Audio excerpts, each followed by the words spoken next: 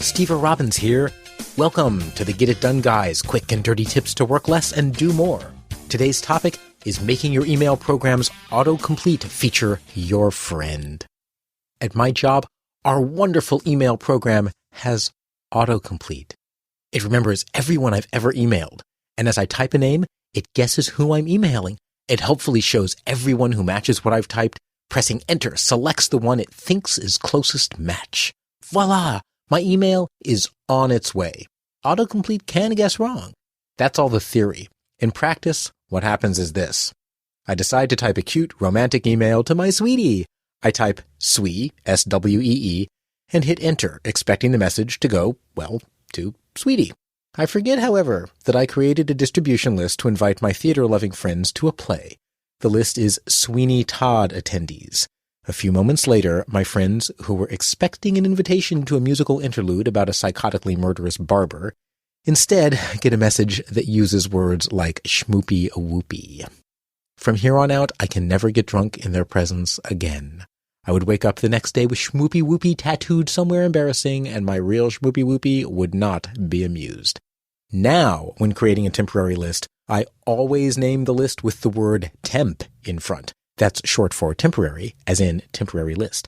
Since the only entries in my address book that start with temp are the temporary lists, the slip of the fingers is far less likely to cause embarrassing confusion.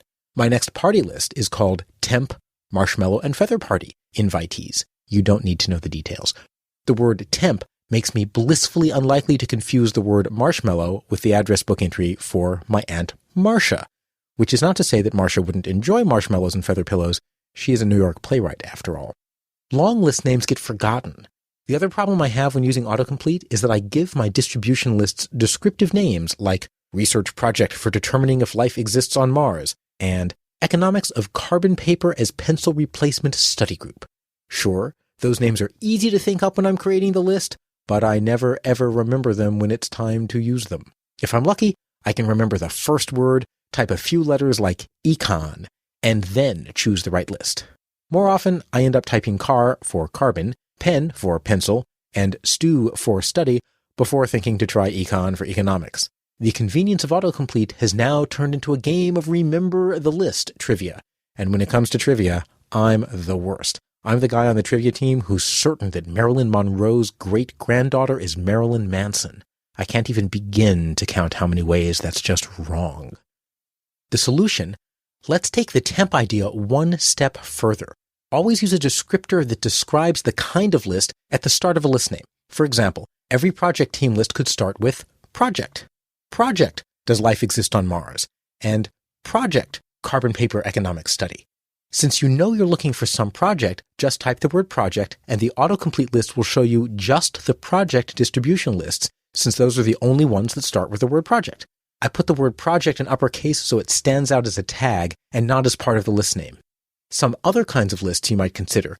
Meeting for attendees at regular meetings, like meeting Monday morning staff list, class for class rosters, such as class leadership and ethics, or class understanding Sanskrit political commentary, and social for all those social gatherings like social candlepin bowling, social wine tasting, and social Beavis and Butthead marathon.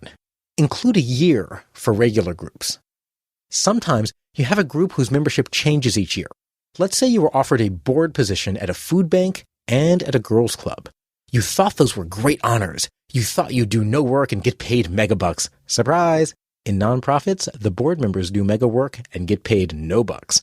Giving back is its own reward. Use Sigh and create two lists, board food bank and board girls' club, so you can easily email the entire board at once. There's only one problem. Every year, a board member leaves and a new one signs on. You could just delete the old board member from the list and add the new one, but I prefer to create a whole new list for this year's board. That way, I can still email past boards if needed. I make the lists different by adding the year. Board 2009 Food Bank, Board 2009 Girls Club. That also lets me type Board 2009, and I can see at a glance all the boards I was on in 2009. If you're a teacher, this also works for class rosters. Class 2009 Ethics, Class 2010 Ethics, and so on. Rather than allowing autocomplete to embarrass you publicly, take control. Label your distribution lists with a keyword in front, helping you keep your important lists separate from your personal entries. Adopt consistent keywords so you can type the keyword and use autocomplete as a quick reference to find the list you want. For lists that change every year, consider adding the year right after the keyword, turning your autocomplete into a full-fledged reference system. This is Steve Robbins. Send questions to getitdone@quickanddirtytips.com and conquer your email with my audio program, You Are Not Your Inbox, Overcoming Email Overload, at youarenotyourinbox.com. Work less, do more, and have a great life.